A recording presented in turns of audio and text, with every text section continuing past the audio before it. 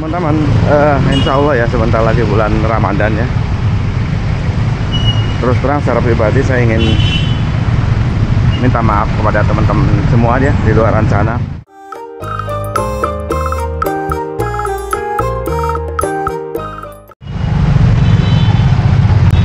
Oke, selamat pagi. Assalamualaikum warahmatullahi wabarakatuh. Jumpa lagi dengan saya, teman-teman Murad Maulana. Ini jalan kesehatan nih semakin sering macet nih sejak ada ini nih proyek strategis nasional, nggak tahu apa ya.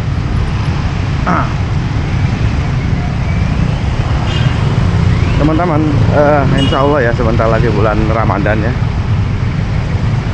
Terus terang secara pribadi saya ingin minta maaf kepada teman-teman semua ya di luar sana, terutama ketika saya ada kata-kata yang cukup kasar misalnya, atau mungkin salah ucap yang menyakiti teman-teman di luar sana ya. Ya sebenarnya saya nggak ada tujuan lah, karena itu semua apa ya, mungkin karena kebodohan saya aja, jadi kekhilafan saya juga. Nah, menjelang bulan puasa ini semoga kita ya umat muslim semuanya bisa dipertemukan insya Allah ya teman-teman, dan semoga lancar ibadah puasanya. Nah, ini bisa dilihat ya sebelah kiri ini lagi macet terus sekarang.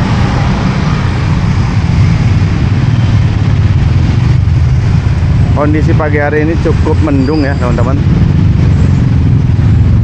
cukup mendung, jadi jaki kali ini benar-benar adem, ditambah seperti biasa jalan kesehatan ini kan pohonnya lumayan banyak ya, jadi makin adem lagi.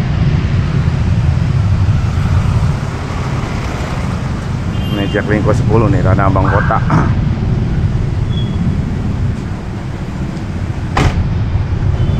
Ini tumben lah macet sampai sini, biasanya nggak sampai sini. Tadi karena ada di lampu merah itu ada apa ya, ada proyek strategis nasional yang dikasih apa semacam seng ya, pembatas proyek.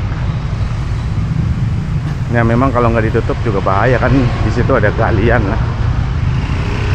Ya semoga cepat selesai aja lah.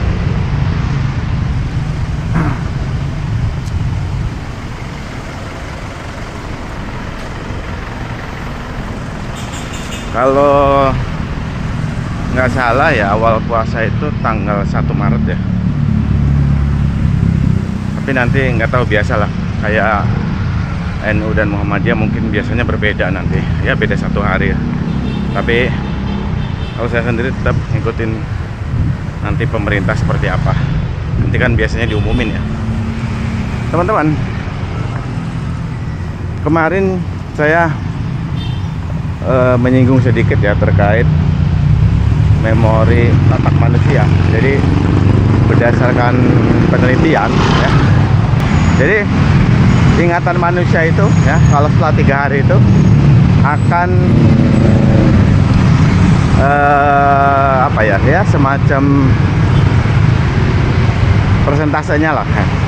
Untuk ini ingatan manusia ketika mendapatkan ya pesan ya, misalnya ada pesan tertentu atau apapun lah, nah dia akan biasanya ya akan ingat ya untuk teks ya, pesan teks itu sekitar 10%. Kemudian kalau nggak salah audio ya, audio 10%. Sebentar teman-teman, saya sembari melihat lagi, takutnya salah. Terus yang visual ya, yang visual gambar 30% ya, terus prakteknya 80% ya. Nah, kenapa makanya dalam sistem pembelajaran itu kayak praktek ini perlu dibanyakin, khususnya untuk misalnya SMK, mungkin yang kalau yang perkuliahan diploma 3 itu, karena 80% itu sangat efektif dibanding hanya sekedar misalnya teks, audio, visual atau gambar doang gitu. Langsung terjun di lapangan tuh lebih efektif. Misalnya ada SMK otomotif ya, prakteknya di bengkel misalnya, atau mungkin dia diploma 3 kehumasan, prakteknya nanti di suatu lembaga tertentu dia meliput atau meliput berita atau apapun lah yang terkait kehumasan, biasanya dia akan lebih cepat masuknya ya dibanding sekedar hanya membaca ya tadi teori, misalnya teks, audio maupun visual ya.